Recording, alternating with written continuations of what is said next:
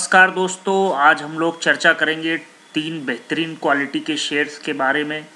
और दोस्तों छोटे स्टॉक्स और टाटा कम्युनिकेशन के शेयर्स के बारे में भी हम लोग बात करेंगे।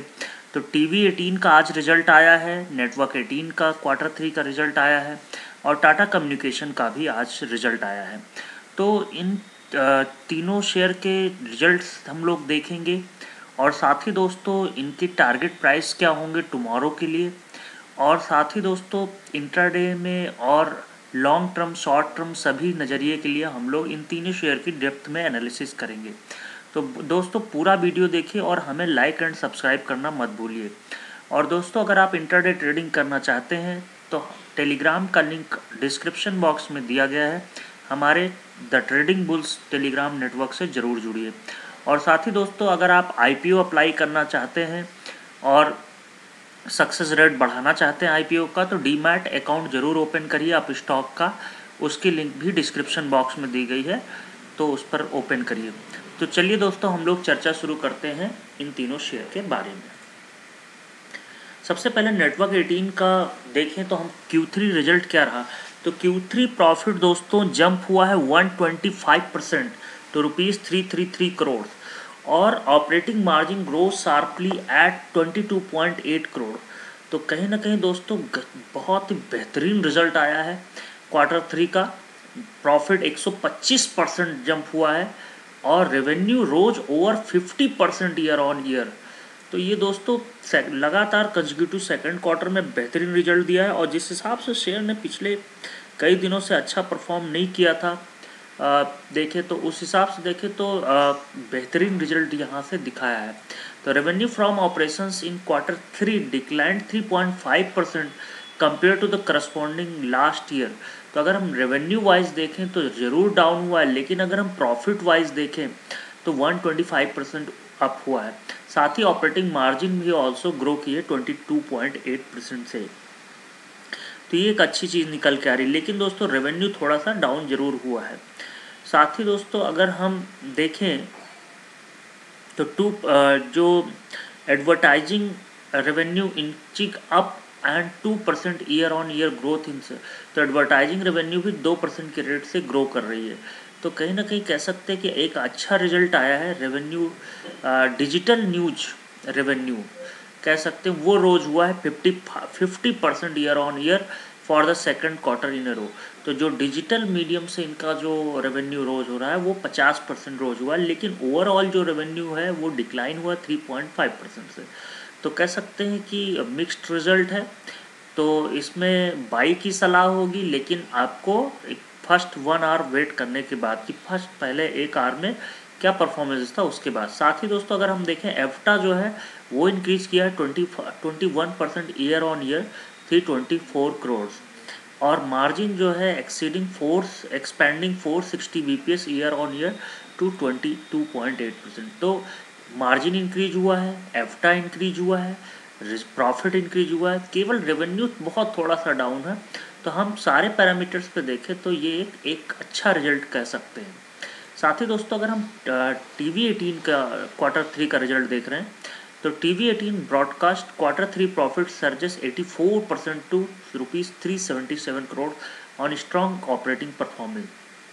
एप्टा जो है ग्रो हुआ है वो 14% year on year, and operating margin continue to grow to a healthy 23.6% rising 390 bps।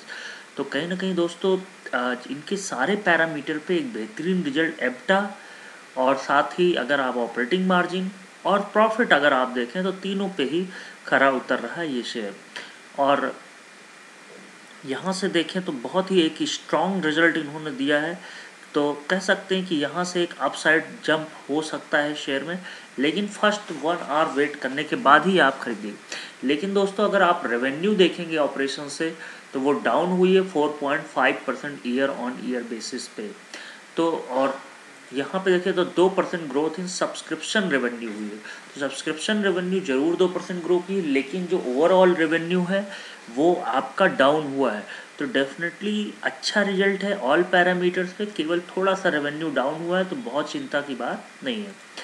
तो अगर हम टाटा कम्युनिकेशन का रिजल्ट देखें दोस्तों तो टाटा कम्युनिकेशन का कंसोलिडेटेड दिसंबर 2020 का नेट सेल्स है 4,222 crore, down 0.14% year on year.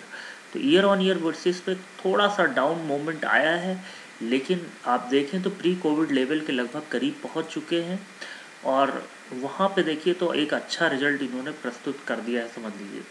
तो थोड़ा सा डाउन हुआ है, लेकिन नेट प्रॉफिट जो है 309 करोड़ का हुआ है, जो कि अप है 428%।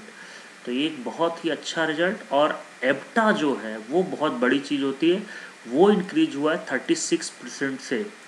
और साथ ही दोस्तों Tata communication earning per share also increase to ₹10.85 from 2।